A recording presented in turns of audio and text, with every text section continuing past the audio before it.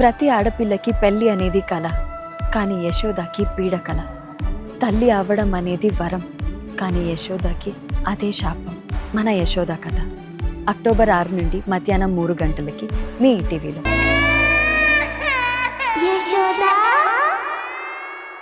ఇవే ఇవే జీవన తరంగాలు, ఇవే ఇవే జీవన తరంగాలు, జీవన తరంగాలు.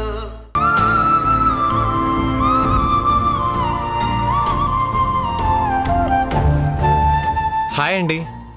హాయ్ మహేష్, ఎలా ఉన్నారు? I'm good. మీరెలా ఉన్నారు? మీ మామ్ ఎలా ఉంది? She's fine. ఇందాక లోపల మీరు దేవికతో మాట్లాడుతూ ఉంటే డిస్టర్బ్ చేయడం ఇష్టం లేక బయట ఆగిపోయాను. అవునా? అన్నట్టు దీప మీ గురించి చెప్పింది. మిమ్మల్ని కలుద్దాం అనుకుంటున్నాను, కానీ కుదరట్లేదు. But today it finally happened. మనం అనుకుంటే అన్నీ జరిగిపోవు. దేనికైనా టైం కలిసి రావాలి అంతే.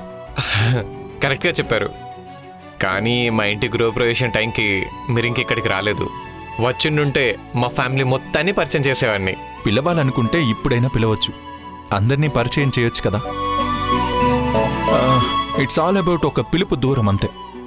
మీ ఉద్దేశం నాకు అర్థమైంది, కానీ మా నుంచి మీకు పిలుపు రాకపోవడం కారణం వెనక నీలకంఠం ఉన్నాడు.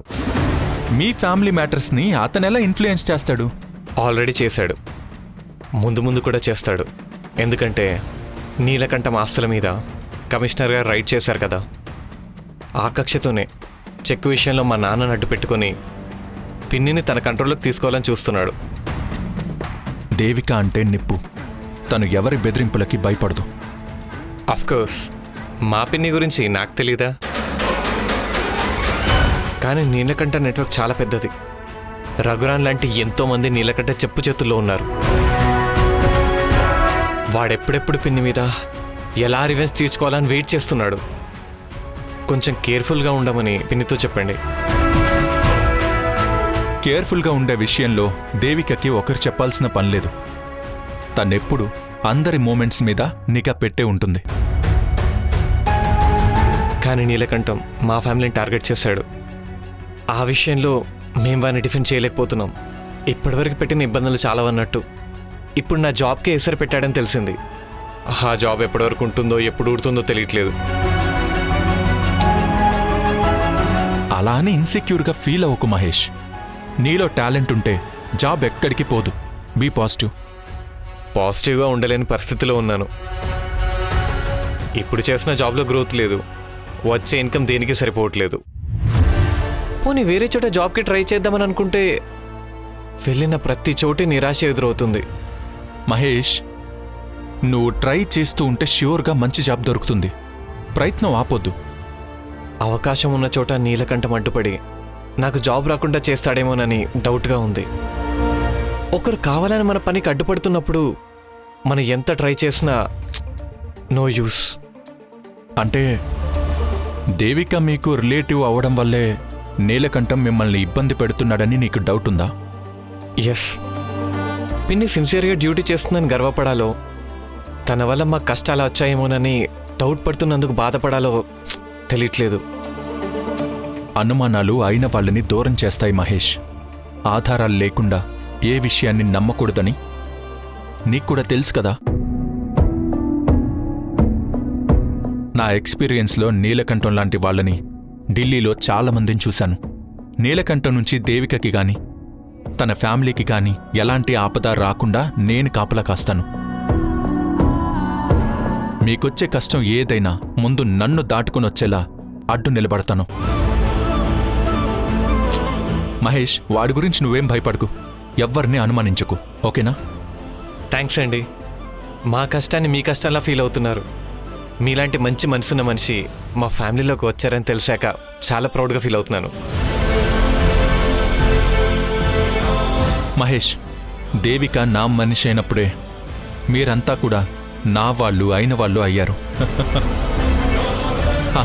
ఇంకొక విషయం, త్వరలోనే నీ ప్రొఫైల్కి తగ్గ జాబ్ని కూడా చూస్తాను. Be happy. Once again thanks అండి. వెళ్ళొస్తాను. దీప వెయిట్ చేస్తుంది. Take care.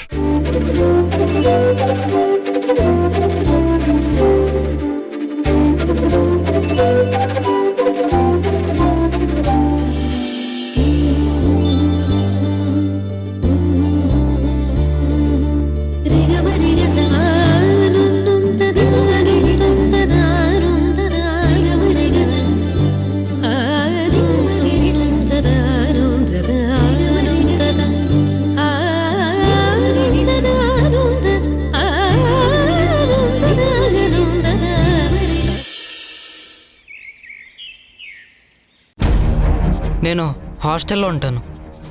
పొడితే 32 పళ్ళు రాలిపోతాయి. నీకేం తక్కువైందిరా వరుసగా? అన్నీ ఎక్కువే వరస్ట్గా. అసలు నిన్ను ఏమండి ఆగండి. వరే కాసేపు సైలెంట్ గా ఉండు. నాన్న మాట్లాడుతున్నారు కదా. ఇప్పుడు చెప్తే ఏం లాభం? బుద్ధి లేదే నీకు? నాశనం చేసేవాణ్ణి. కూర్చోంటే కూర్చోవాలి, లేమ్మంటే లేవాలి, చెప్పినట్టు వినాలి. ఇప్పుడు చూడు, నాకే ఎదురు మాట్లాడుతున్నాడు. మీకు భయపడి ఈ వయసులో కూడా ప్యాంట్లో పోసుకుంటున్నాను. అదందరికీ గొప్పగా చెప్పుకొని తిరగండి. నా కొడుక్కి నేనంటే హడిలని. నువ్వు నోరు మూసుకుంటావు లేదా? ఊరికి ఉండరా. సన్నీ కాసేపు మాట్లాడకు. ఏమండి వాడికి ఇక్కడ ఉండడం ఇష్టం లేదంట. హాస్టల్లో చేర్పించండి. హాస్టల్కి ఎందుకు వరస్ట్గా? ఇక్కడ అన్నీ ఉన్నాయి. ఇంత విశాలమైన ఇల్లు, సపరేట్ ఏసీ రూమ్ వాడికి, దానికి అటాచ్డ్ బాత్రూమ్ అన్నీ ఉన్నాయి. ఇంకేం కావాలి వీడికి? ఏం తక్కువైందిరా నీకు? నాకిక్కడ ఉండటం ఇష్టం లేదు. ఆహా, అదే ఎందుకు? రీజన్ చెప్పు. మీరు అమ్మని నోటికొచ్చినట్టు తిడుతున్నారు. రేయ్, ఇది నా భార్య. పిచ్చోడే వీడు, పిచ్చి. లేకపోతే నేను నిన్ను మాట అంటే వీడి ఇంట్లో నుంచి వెళ్ళిపోవడం ఏంటి వరస్ట్గా? నేనే మీ అమ్మనంటే తనే పుట్టింటికి వెళ్ళదు కూడా. ఎందుకంటే తనని నేను అగ్ని సాక్షిగా తాళి కట్టిన భార్య. కానీ ఆమె నాకమ్మ. హే, అందుకని అలా నవ్వకండి. అమ్మని మీరు నోటికొచ్చినట్టు అంటే నాకు కోపం వస్తుంది. కోపం కోపం కోపం వస్తుంది నీకు. విన్నావే? రేయ్, నా భార్యతో నేనెలా ప్రవర్తించాలో వీడు చెప్తే వినాలి నేను. ఎరా, నీ దగ్గర నేర్చుకోవాలా నేను? వినకపోతే వదిలేయండి. మీకు చెప్పిన అర్థం కాదులేండి. చెప్పరా, చెప్పు, నాకు అర్థమవుతుంది. చెప్పు, ఎలా ఉండాలి? నా భార్యతో నేను ఎలా ఉండాలి, ఎలా ప్రవర్తించాలి చెప్పు. ఆమె నాకు అమ్మ. నేనేమి చిన్నపిల్లోని కాదు. నా ముందు అమ్మని పిచ్చిదానా, తెలివి తక్కువ దానా, మెంటల్ అని పిలవడం ఏంటి? అంత చీప్గా ట్రీట్ చేస్తే భరించడం నా వల్ల కాదు. ప్రతిరోజు రాత్రులు తాగి వస్తే మీకోసం వెయిట్ చేస్తూ కూర్చుంటుంది. అంటే మీ ఒక్కరిదే లైఫా? అమ్మది లైఫ్ కాదా? అమ్మకు మీరు వచ్చే వరకు నిద్ర ఆకలి ఉండకూడదా? మీరు తిన్నాకే లేట్ నైట్ తినాలి. అమ్మకు అంత కర్మేం పట్టలేదు. రే, తను నా భార్యరా, నా కోసం వెయిట్ చేస్తుంది. సన్నీ నాకు అలవాటైంది లేరా. మిమ్మల్ని అలా చూస్తుంటే నాకు బాధేస్తుందమ్మా. నాకు మీలాగా పడి ఉండటం అలవాటు కాలేదు. మిమ్మల్ని అలా అంటుంటే చూస్తూ ఉండటం నాకు ఇష్టం లేదు. అందుకే రాత్రి ఇంటికి రావాలంటే మనసే ఉండదు.